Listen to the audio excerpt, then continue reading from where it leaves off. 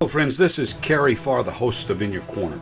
You know, after Deontay Wilder crushed Dominic Breazeale in last night's fight, I think we have to ask the question, is Wilder the new and improved Mike Tyson?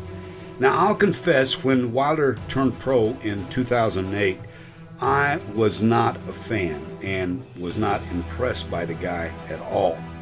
I'd heard from others who had either fought him in the amateurs or had been in camp with him that he had freaky, bone-crushing power, but I still wasn't impressed. I saw him as a big, tall, crude, raw fighter, much the way George Foreman looked as he came on the scene after winning the Olympics in 1968. Foreman was knocking out everybody, including George Chuvalo, who is regarded as having the greatest chin in the history of boxing. Now, I'll admit it was a TKO. He never put Chuvalo down, but if the referee hadn't stepped in, he would have killed Chuvalo. He was beating the heck out of him. Foreman also KO'd the legendary Joe Frazier and former heavyweight champion Ken Norton. He looked unstoppable. He looked unbeatable.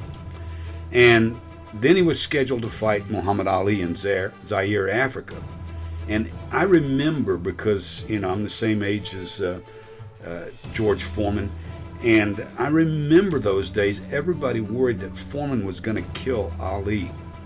But when they got to Africa, in the younger days, Ali had been so fast and so mobile that he would just glide around the ring and hit big, powerful fighters with 5 or 6 or 7, punches in the blink of an eye, and he would knock these guys out so quickly. It was just amazing. But here he was older, and so what Ali did was he got on the ropes and he, covered his body and he covered his head, and he called this defense the rope-a-dope defense. So he laid on the ropes and he allowed George Foreman to punch himself out.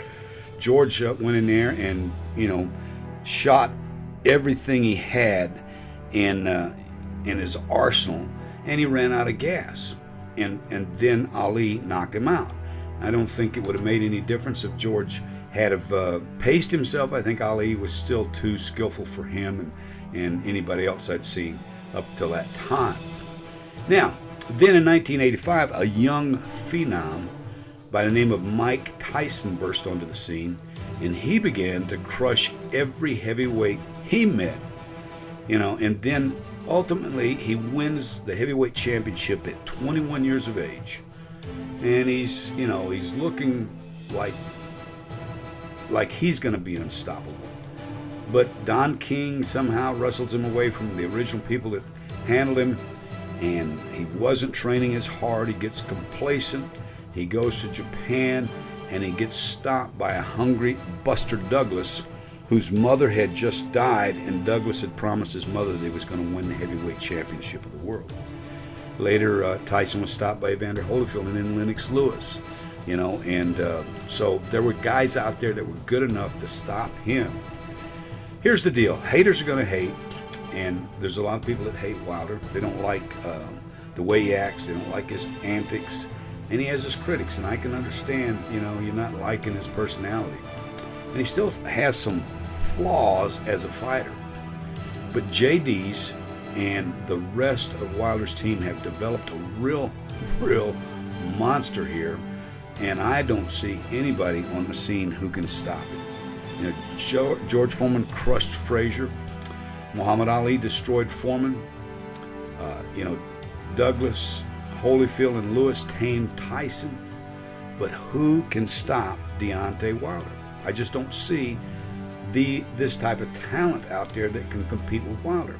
Well, you would say, well, what about Anthony Joshua? Well, I agree. Joshua is probably the one guy that has the ability to beat him. He's a very talented champion who beat Vladimir Klitschko. And Klitschko was, 40 years of age and had Joshua down in their fight. Joshua persevered and stopped Klitschko. Now, if Wilder gets the same shot that Klitschko did, I think he stops Joshua. I was a big fan of Vladimir, and he had a great right hand, but he was really reluctant to throw it, and he made fights very boring and more difficult for himself because he couldn't pull the trigger. Wilder is not this way. He's brave, he's courageous, he's a street fighting man, and he's so tall and so powerful that I honestly believe that Wilder's right hand is better than Klitschko's, and he's not afraid to use it. So if he and Anthony Joshua ever meet, I see him beating Joshua because he's going to hit Joshua at some point in time in that fight. Now, Joshua could absolutely win the fight if he goes out there and takes control from the get-go, establishes the jab, backs up Wilder, and, keeps Wilder from hitting him. But I just don't believe he's going to be able to do that, for 12 rounds. Now, I wouldn't have said this 2 fights ago, but I believe Wilder has come into his own and is unstoppable. And there are no George Foremans, no Muhammad Ali's on the scene to derail him. Well, what about Tyson Fury? Well, when Wilder and Fury fought, Fury outboxed him, for the full 12 rounds, but he tasted the canvas and was almost knocked cold in the last round. And unfortunately, in boxing, things have a way of repeating themselves. And I see the next fight with Fury being much easier for Wilder than the first one was, and I think, he stops Fury the next time. Now, haters gonna hate.